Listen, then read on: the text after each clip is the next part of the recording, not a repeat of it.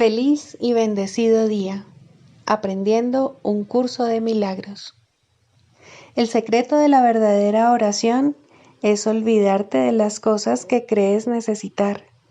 Pedir algo específico es igual que ver el pecado primero y luego perdonarlo. Del mismo modo, al orar pasas por alto tus necesidades específicas, tal como las ves, y las dejas en manos de Dios. Ahí se convierten en los regalos que le haces, pues le dicen que no antepondrás otros dioses a Él, ni que quieres otro amor que el suyo. Este libro es un comienzo, no un final. Del prefacio, que postula, párrafo 3. Del conocimiento y de la percepción surgen dos sistemas de pensamiento distintos que se oponen entre sí en todo. En el ámbito del conocimiento no existe ningún pensamiento aparte de Dios, porque Dios y su creación comparten una sola voluntad. El mundo de la percepción, por otra parte, se basa en la creencia en opuestos, en voluntades separadas y en el perpetuo conflicto que existe entre ellas y Dios. Lo que la percepción ve y oye parece real porque solo admite en la conciencia aquello que concuerda con los deseos del perceptor. Esto da lugar a un mundo de ilusiones, mundo que es necesario defender sin descanso, precisamente porque no es real. Introducción. Este es un curso de milagros, es un curso obligatorio. Solo el momento en que decides tomarlo es voluntario. Tener libre albedrío no quiere decir que tú mismo puedas establecer el plan de estudios. Significa únicamente que puedes elegir lo que quieres aprender en cualquier momento dado. Este curso no pretende enseñar el significado del amor, pues eso está más allá de lo que se puede enseñar. Pretende, no obstante, despejar los obstáculos que impiden experimentar la presencia del amor, el cual es tu herencia natural. Lo opuesto al amor es el miedo, pero aquello que todo lo abarca no puede tener opuestos. Este curso puede, por lo tanto, resumirse muy simplemente de la siguiente manera. Nada real puede ser amenazado. Nada irreal existe. En esto radica la paz de Dios. Capítulo 1. El significado de los milagros. Primero, principios de los milagros. Principio 4. Todos los milagros significan vida, y Dios es el dador de la vida. Su voz te guiará muy concretamente, se te dirá todo lo que necesitas saber. Capítulo 25. La justicia de Dios. Tercero, percepción y elección. En la misma medida en que atribuyas valor a la culpabilidad, en esa misma medida percibirás un mundo en el que el ataque está justificado. En la medida en que reconozcas que la culpabilidad no tiene sentido, en esa misma medida percibirás que el ataque no puede estar justificado. Esto concuerda con la ley fundamental de la percepción. Ves lo que crees que está ahí y crees que está ahí porque quieres que lo esté. La percepción no está regida por ninguna otra ley que esa. Todo lo demás se deriva de ella para sustentarla y darle apoyo. Esta es la forma que, ajustada a este mundo, adopta la percepción de la ley más básica de Dios, que el amor crea amor y nada más que amor. Las leyes de Dios no pueden gobernar directamente en un mundo regido por la percepción, pues un mundo así no pudo haber sido creado por la mente, para la cual la percepción no tiene sentido. Sus leyes, no obstante, se ven reflejadas por todas partes. No es que el mundo donde se ven reflejadas sea real en absoluto. Es real solo porque su Hijo cree que lo es, y Dios no pudo permitirse a sí mismo separarse completamente de lo que su Hijo cree. Él no pudo unirse a la demencia de su Hijo, pero sí pudo asegurarse de que su cordura lo acompañase siempre, para que no se pudiese perder eternamente en la locura de su deseo. La percepción se basa en elegir, pero el conocimiento no. El conocimiento está regido por una sola ley, porque solo tiene un creador. Pero este mundo fue construido por dos hacedores que no lo ven de la misma manera. Para cada uno de ellos el mundo tiene un propósito diferente y es el medio perfecto para apoyar el objetivo para el que se percibe. Para aquel que desea ser especial, es el marco perfecto en el que manifestar su deseo, el campo de batalla perfecto para librar sus guerras y el refugio perfecto para las ilusiones que quiere hacer reales. No hay ninguna ilusión que en su percepción no sea válida, ni ninguna que no esté plenamente justificada.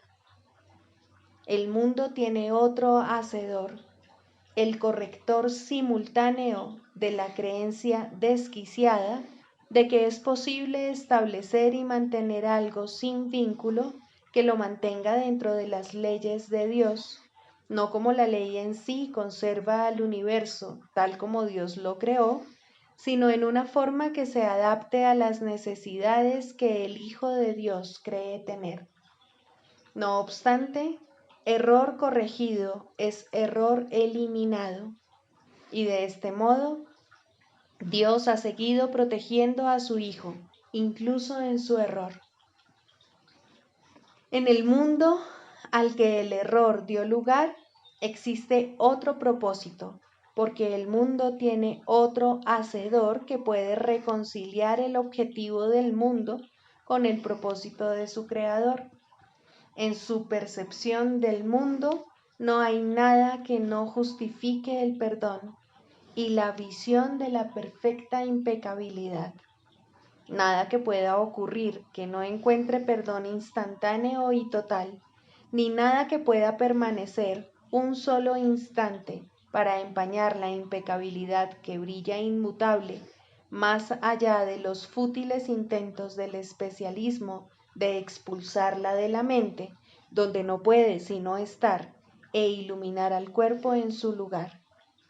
Los luceros del cielo no son para que tu mente elija dónde los quiere ver.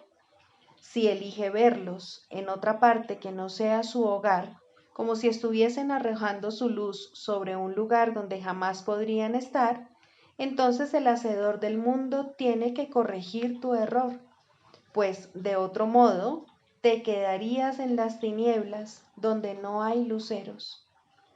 Todo aquel que se encuentra aquí ha venido a las tinieblas, pero nadie ha venido solo, ni necesita quedarse más de un instante, pues cada uno ha traído la ayuda del cielo consigo, lista para liberarlo de las tinieblas y llevarlo a la luz en cualquier momento.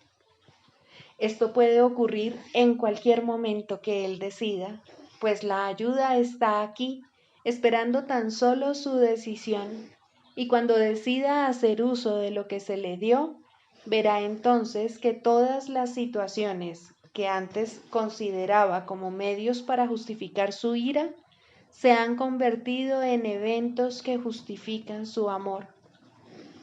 Oirá claramente que las llamadas a la guerra que antes oía son realmente llamamientos a la paz.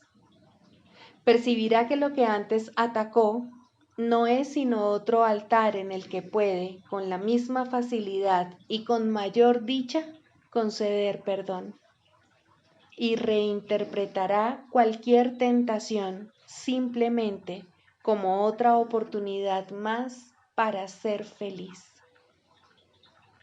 ¿Cómo podría ser que una percepción errónea fuese un pecado? Deja que todos los errores de tus hermanos sean para ti únicamente una oportunidad más de ver las obras del ayudante que se te dio para que vieses el mundo que él construyó en vez del tuyo. ¿Qué puede estar entonces justificado? ¿Qué es lo que quieres? Pues estas dos preguntas son lo mismo, y cuando hayas visto que son lo mismo, habrás tomado una decisión, pues ver ambas preguntas como una sola es lo que te libera de la creencia de que hay dos maneras de ver. Este mundo tiene mucho que ofrecerle a tu paz, y son muchas las oportunidades que te brinda para extender tu perdón. Tal es el propósito que encierra para aquellos que desean ver la paz y el perdón descender sobre ellos y ofrecerles la luz. El hacedor del mundo de la mansedumbre tiene absoluto poder para contrarrestar el mundo de la violencia y del odio que parece interponerse entre su mansedumbre y tú. Dicho mundo no existe ante sus ojos perdonadores y por lo tanto no tiene por qué existir ante los tuyos. El pecado es la creencia fija de que lo que se percibe no puede cambiar. Lo que ha sido condenado está condenado para siempre, al ser eternamente imperdonable. Si entonces se perdona, ello quiere decir que haberse percibido como un pecado tuvo que haber sido un error. Y esto es lo que hace que el cambio sea posible. El Espíritu Santo asimismo sabe que lo que Él ve se encuentra mucho más allá de cualquier posibilidad de cambio, pero el pecado no puede inmiscuirse en su visión, pues ha quedado corregido gracias a ella. Por lo tanto, tuvo que haber sido un error, no un pecado, pues lo que el pecado afirma que nunca podría ocurrir, ha ocurrido. El pecado se ataca con castigos y de esta manera se perpetúa, mas perdonarlo es cambiar su estado de manera que, de ser un error, pase a ser la verdad. El Hijo de Dios no puede pecar, pero puede desear lo que le haría daño, y tiene el poder de creer que puede ser herido. ¿Qué podría ser todo esto sino una percepción falsa de sí mismo? ¿Y es esto acaso un pecado o simplemente un error? ¿Es perdonable? ¿Necesita él ayuda o condenación? ¿Es tu propósito que él se salve o que sea condenado? No olvides que lo que decidas que él es para ti determinará tu futuro, pues estás construyendo tu futuro ahora, el instante en el que todo el tiempo se convierte en un medio para alcanzar cualquier objetivo. Elige, pues, pero reconoce que mediante esa elección se elige el propósito del mundo que ves, el cual se justificará. Libro de ejercicios, lección 17. No veo cosas neutras. Esta idea es otro paso en el proceso de identificar causa y efecto tal como realmente operan en el mundo. No ves cosas neutras porque no tienes pensamientos neutros. El pensamiento siempre tiene lugar primero, a pesar de la tentación de creer que es al contrario. El mundo no piensa de esa manera, pero tú tienes que aprender que así es como piensas tú. De lo contrario, La percepción carecería de causa y sería ella misma la causa de la realidad. En vista de su naturaleza altamente variable, eso es, de todo punto de vista, imposible. Al aplicar la idea de hoy, mantén los ojos abiertos mientras te dices a ti mismo: no veo cosas neutras porque no tengo pensamientos neutros.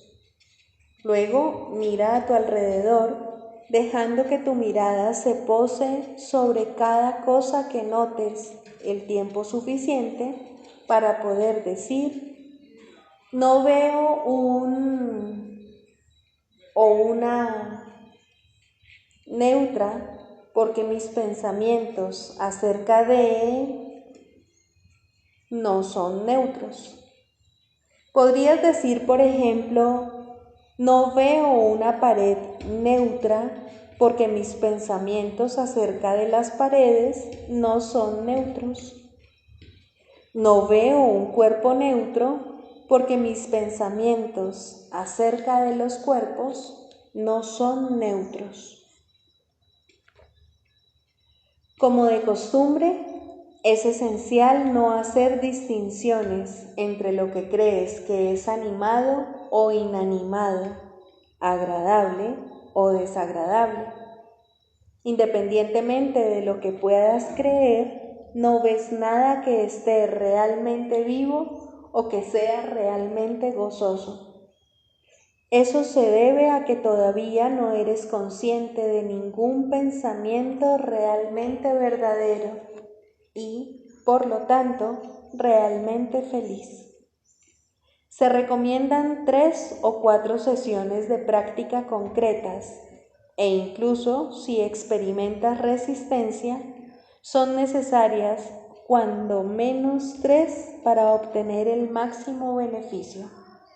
En tal caso, no obstante, puedes acortar la duración de la sesión a menos del minuto que de otra forma se recomienda.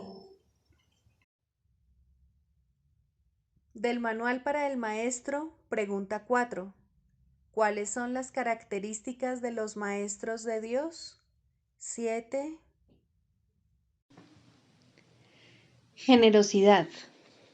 La palabra generosidad tiene un significado especial para el Maestro de Dios. No es el significado usual de la palabra. De hecho, es un significado que tiene que aprenderse, y aprenderse muy bien. Al igual que todos los demás atributos de los maestros de Dios, esta se basa, a fin de cuentas, en la confianza, puesto que sin confianza nadie puede ser generoso en el verdadero sentido de la palabra. Para el mundo, generosidad significa dar en el sentido de perder. Para los maestros de Dios, generosidad significa dar en el sentido de conservar. Se ha hecho hincapié en esta idea a lo largo del texto, así como en el libro de ejercicios, pero tal vez sea más extraña para el pensamiento del mundo que muchas de las otras ideas de nuestro programa de estudios. Lo que la hace más extraña es el hecho de que es obviamente lo opuesto a la manera de pensar del mundo. De la manera más clara posible y en el más simple de los niveles, la palabra significa exactamente lo opuesto para los maestros de Dios que para el mundo. El maestro de Dios es generoso en interés propio, pero no nos referimos aquí al interés propio del ser del que el mundo habla. El maestro de Dios no quiere nada que él no pueda dar, pues se da cuenta de que, por definición, ello no tendría ningún valor para él. ¿Para qué lo iba a querer? Solo podría perder por su causa, no podría ganar nada. Por lo tanto, no busca nada que sea solo para él, ya que eso sería la garantía de que lo perdería. No quiere sufrir, porque entonces iba a querer buscarse dolor, pero sí quiere conservar todas las cosas que son de Dios y que, por ende, son para su Hijo. Esas son las cosas que le pertenecen. Esas sí que las puede dar con verdadera generosidad, conservándolas de este modo para sí mismo eternamente. Manual para el maestro, pregunta 17. ¿Cómo lidian los maestros de Dios con los pensamientos mágicos? Esta es una pregunta crucial, tanto para el maestro como para el alumno. Si no se trata bien este asunto, el maestro de Dios se habrá hecho daño a sí mismo y habrá atacado a su alumno. Esto refuerza el miedo y hace que la magia les parezca real a ambos. La manera de lidiar con la magia es, por lo tanto, una de las lecciones fundamentales que el maestro de Dios tiene que aprender cabalmente. Su responsabilidad principal al respecto es no atacarla.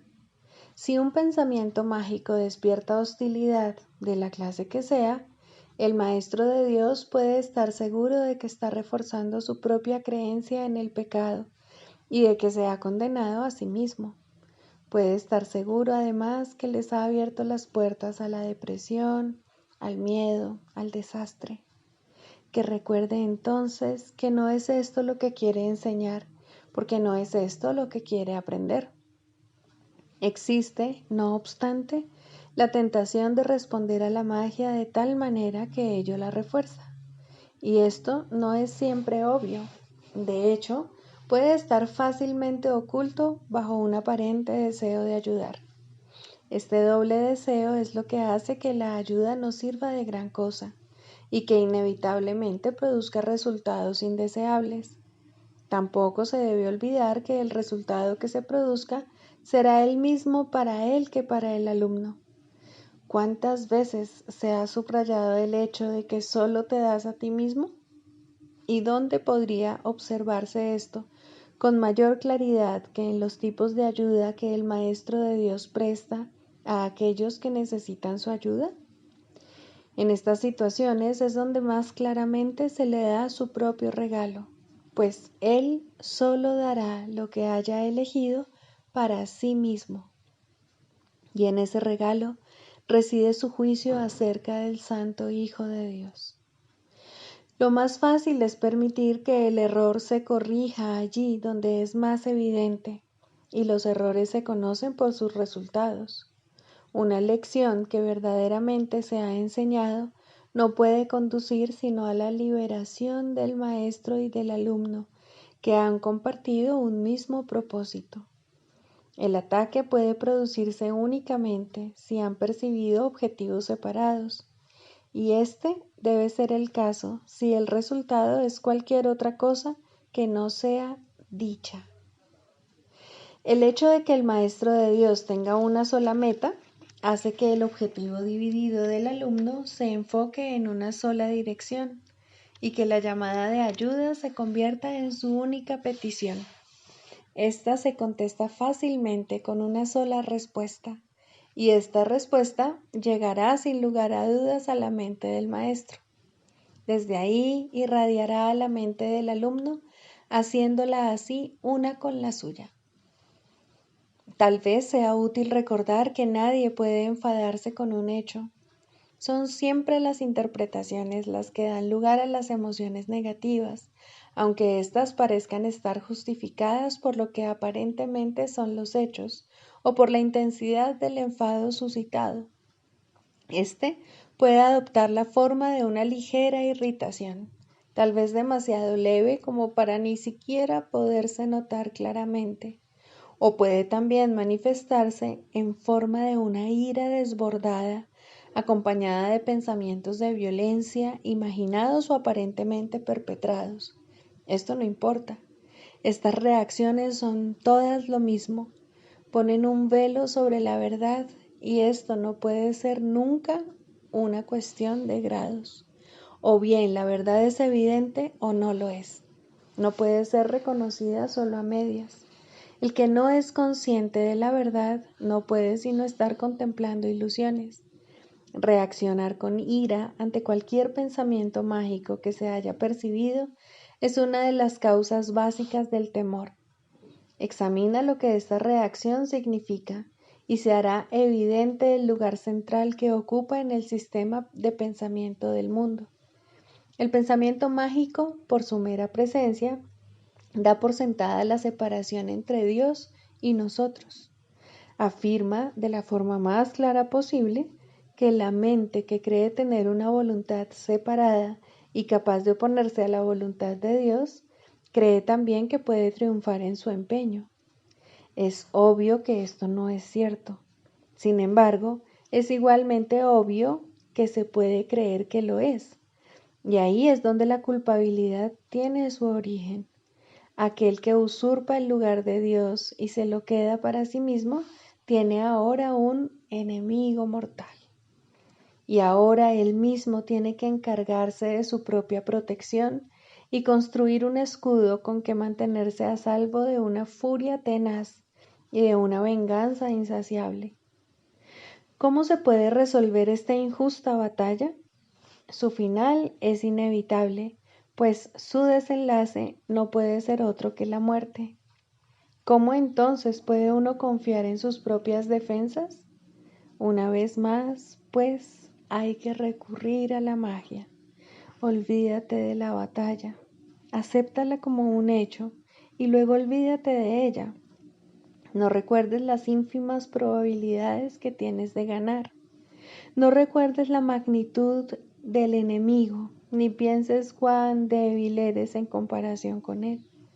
Acepta tu estado de separación, pero no recuerdes cómo se originó. Cree que has ganado la batalla, pero no conserves el más mínimo recuerdo de quién es realmente tu formidable contrincante. Al proyectar tu olvido sobre él, te parecerá que él se ha olvidado también. Mas, ¿cuál va a ser ahora tu reacción ante todos los pensamientos mágicos? No pueden sino volver a despertar tu culpabilidad durmiente que has ocultado pero no has abandonado. Cada uno le dice claramente a tu mente atemorizada: has usurpado el lugar de Dios, no creas que Él lo ha olvidado. Aquí es donde más vívidamente se ve reflejado el temor a Dios, pues en ese pensamiento la culpabilidad ha elevado la locura al trono del mismo Dios. Y ahora ya no queda ninguna esperanza, excepto la de matar. En eso estriba ahora la salvación. Un padre iracundo persigue a su hijo culpable. Mata o te matarán, pues estas son las únicas alternativas que tienes. Más allá de ellas, no hay ninguna otra, pues lo que pasó es irreversible. La mancha de sangre no se puede quitar y todo el que lleva esta mancha sobre sí está condenado a morir. A esta situación sin esperanzas, Dios envía a sus maestros, quienes traen consigo la luz de la esperanza directamente desde Él. Hay una manera de escapar que se puede aprender y enseñar, pero requiere paciencia y una gran dosis de buena voluntad. Una vez que esto se ha alcanzado, la obvia simplicidad de la lección resalta como una luz blanca y brillante, contrapuesta a un horizonte negro, pues eso es lo que es. Dado que la ira procede de una interpretación y no de un hecho, nunca está justificada. Una vez que esto se entiende, aunque solo sea en parte, el camino queda despejado. Ahora es posible dar el siguiente paso. Por fin se puede hacer otra interpretación.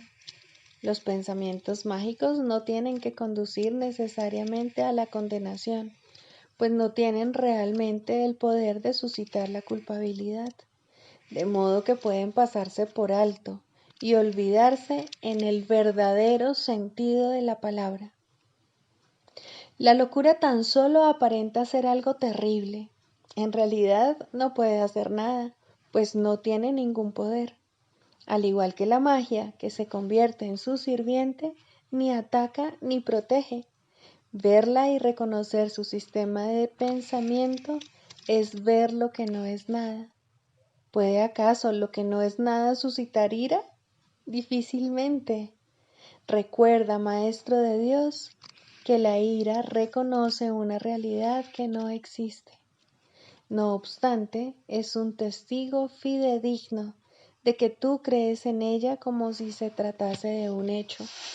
Ahora no podrás escapar hasta que te des cuenta de que has estado reaccionando a tus propias interpretaciones, las cuales habías proyectado sobre el mundo externo. Permite que se te despoje de esa siniestra espada. La muerte no existe, la espada tampoco. El temor a Dios carece de causa. Su amor, en cambio, es la causa de todo lo que está más allá de todo temor, y es por lo tanto por siempre real y eternamente verdad. Clarificación de términos. Mente, espíritu. El término mente se utiliza para representar el principio activo del espíritu, el cual le suministra a éste su energía creativa. Cuando el término va con mayúscula, se refiere a Dios o a Cristo, es decir, a la mente de Dios o a la mente de Cristo. El espíritu es el pensamiento de Dios que Él creó semejante a sí mismo. El espíritu unificado es el único Hijo de Dios o Cristo. En este mundo, puesto que la mente está dividida, los hijos de Dios parecen estar separados. Sus mentes, asimismo, no parecen estar unidas. En ese estado ilusorio, el concepto de una mente individual parece tener sentido. En el curso, por lo tanto, se describe a la mente como si consistiera de dos partes, el espíritu y el ego. El espíritu es la parte que aún se mantiene en contacto con Dios a través del Espíritu Santo, quien, aunque mora en esa parte, también ve la otra. No se usa el término alma, excepto en citas directas de la Biblia, por ser un término sumamente polémico. En cualquier caso, sería un equivalente de espíritu, entendiéndose que, al formar parte del ámbito de Dios, es eterna y nunca nació. La otra parte de la mente es completamente ilusoria y solo teje ilusiones. El espíritu conserva su potencial creativo, pero su voluntad, que es la de Dios, parecerá estar cautiva mientras la mente no esté unificada. La creación continúa imperturbable porque esa es la voluntad de Dios. Dicha voluntad está siempre unificada y por lo tanto no tiene significado en este mundo, no tiene grados ni opuestos. La mente puede gozar de rectitud o estar errada dependiendo de la voz que escuche. La mentalidad recta escucha al Espíritu Santo, perdona al mundo y en su lugar ve el mundo real a través de la visión de Cristo. Esta es la visión final, la última percepción, la condición en la que Dios mismo da el paso final. Ahí, al tiempo y a lo ilusorio les llega su fin. La mentalidad errada escucha al ego y teje ilusiones, percibe el pecado, justifica la ira y considera que la culpabilidad, la enfermedad y la muerte son reales. Tanto este mundo como el mundo real son ilusorios, pues la mentalidad recta simplemente pasa por alto o perdona lo que nunca ocurrió. Por lo tanto, la mentalidad recta no es la mentalidad uno de la mente de Cristo, cuya voluntad es una con la de Dios. La única libertad que aún nos queda en este mundo es la libertad de elegir, y la elección es siempre entre dos alternativas o dos voces. La voluntad no está involucrada en la percepción a ningún nivel y no tiene nada que ver con el proceso de elegir. La conciencia es el mecanismo receptor, el cual recibe mensajes tanto del plano superior como del inferior, del Espíritu Santo o del ego. La conciencia tiene niveles y puede cambiar drásticamente de uno a otro, pero no puede trascender el dominio de lo perceptual. En su nivel más elevado, se vuelve consciente del mundo real y puede ser entrenada para hacer eso cada vez con mayor frecuencia. Sin embargo, el hecho mismo de que tenga niveles y de que pueda ser entrenada demuestra que no puede alcanzar el conocimiento. Segundo, el proceso de la psicoterapia. Introducción. La psicoterapia es un proceso que cambia la manera en que uno se ve a sí mismo. En el mejor de los casos, este nuevo yo es un concepto más benévolo de uno mismo, pero no se puede esperar que la psicoterapia establezca qué es lo que es real. Esa no es su función. Si consigue abrirle paso a la realidad, ya ha logrado el máximo éxito posible.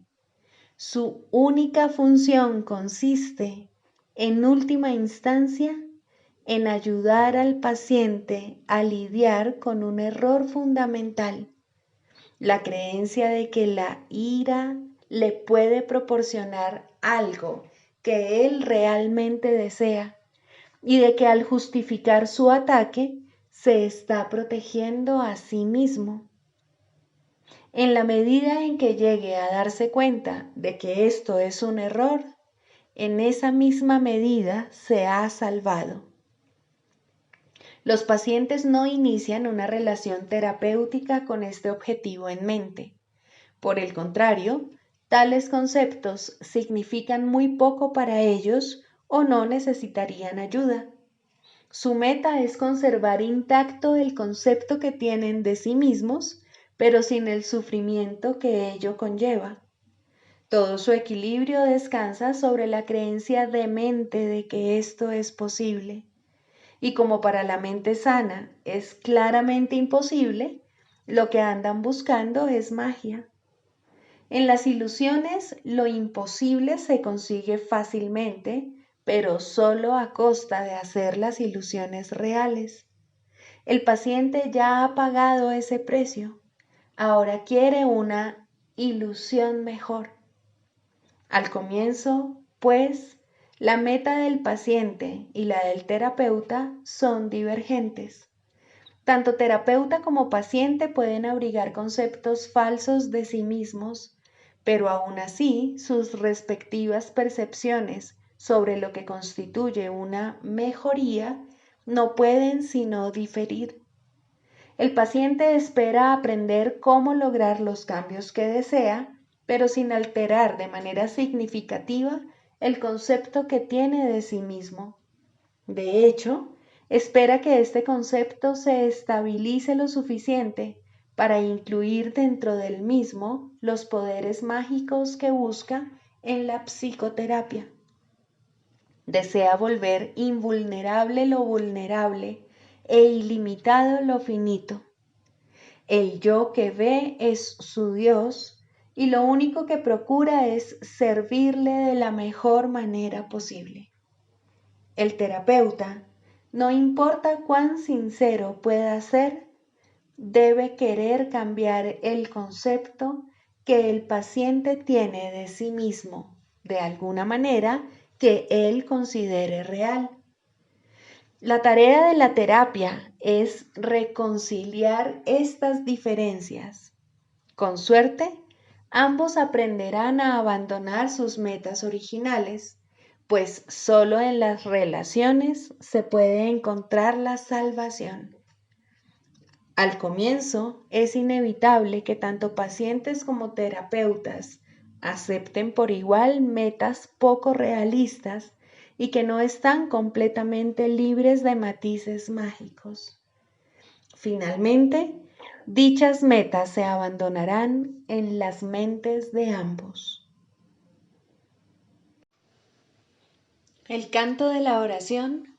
Tercero, orar por otros. Dijimos que siempre oras por ti mismo y así es. ¿Por qué entonces debes orar por otros? Y si debes hacerlo, ¿cómo lo debes hacer? Orar por otros, si se ha entendido correctamente, se convierte en el medio para eliminar la culpa que has proyectado sobre tu hermano y poder reconocer que no es él quien te está haciendo daño. Antes de que se te pueda salvar de la culpa, debes renunciar al pensamiento venenoso de que él es tu enemigo, tu malvada contraparte, tu némesis. El medio para alcanzar esto es la oración de un poder creciente y metas ascendentes hasta que finalmente llega a Dios.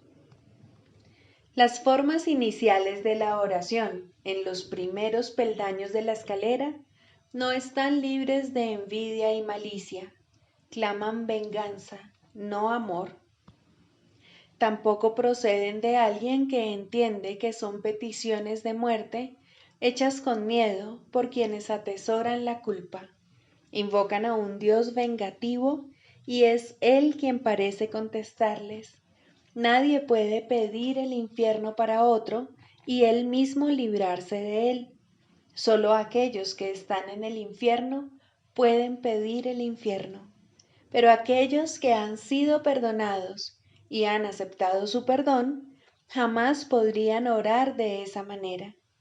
En estos niveles, pues, la meta del aprendizaje no es otra cosa que reconocer que la respuesta a cualquier oración será idéntica a la forma en que la oración se hizo.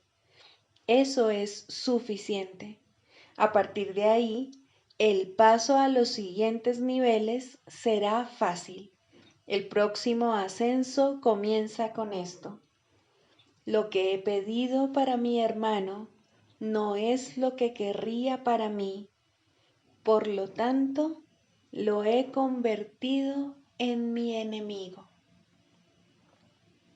Es evidente que este paso no lo puede dar quien no ve la liberación de otros como algo ventajoso y de valor para sí mismo.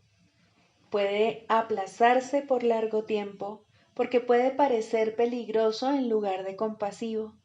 Para los culpables, ciertamente, parece una ventaja tener enemigos y este imaginado beneficio debe desaparecer si es que se ha de liberar a los enemigos. La culpa se debe abandonar, no ocultar. Esto no se puede hacer sin cierto dolor y tener un atisbo de la naturaleza misericordiosa de este paso puede llevar por algún tiempo a un profundo retraimiento en el miedo, pues las defensas del temor son temibles en sí mismas y cuando se reconocen traen el miedo con ellas. No obstante, ¿qué ventaja le ha reportado jamás a un prisionero la ilusión del escape? Su verdadero escape de la culpa radica únicamente en el reconocimiento de que la culpa ha desaparecido. Mas, ¿cómo puede reconocerse esto mientras la oculte en otro y no vea que es la suya propia? El miedo a escapar hace difícil dar la bienvenida a la libertad y convertir a un enemigo en carcelero parece ofrecer seguridad. ¿Cómo, entonces, se le puede librar sin que se apodere de ti un profundo miedo? Has hecho de él tu salvación y tu escape de la culpa. Tu inversión en esta forma de escape es enorme y el miedo de renunciar a ella es grande en verdad. Aquíétate por un instante ahora mismo y piensa en lo que has hecho. No olvides que fuiste tú quien lo hizo y quien puede, por lo tanto, dejarlo ir. Extiende la mano. Este enemigo ha venido a bendecirte. Acepta su bendición y siente tu corazón elevarse y tu miedo desaparecer. No te aferres al miedo ni a él. Él es un hijo de Dios al igual que tú. No es un carcelero, sino un mensajero de Cristo. Sé esto para él, para que él lo sea para ti. No es fácil darse cuenta de que orar para pedir cosas, posición social, amor humano, regalos externos de la clase que sean, siempre se hace para establecer carceleros y ocultarse de la culpa. Estas cosas se emplean como metas que sustituyen a Dios y por lo tanto distorsionan el propósito de la oración. Desearlas es orar por ellas. Uno no necesita pedir explícitamente. La meta de alcanzar a Dios se pierde de vista cuando se va en pos de metas menores de la clase que sean, y la oración se convierte en una petición de enemigos. Incluso en esto se puede ver claramente el poder de la oración. Nadie que desee un enemigo dejará de encontrarlo, mas con igual seguridad perderá de vista la única meta real que se le ofrece. Piensa en el costo que ello supone y compréndelo bien. Todas las demás metas son a costa de Dios. Sigamos a Jesús haciendo del perdón algo tan natural como respirar y algo tan vital como el aire. Amén.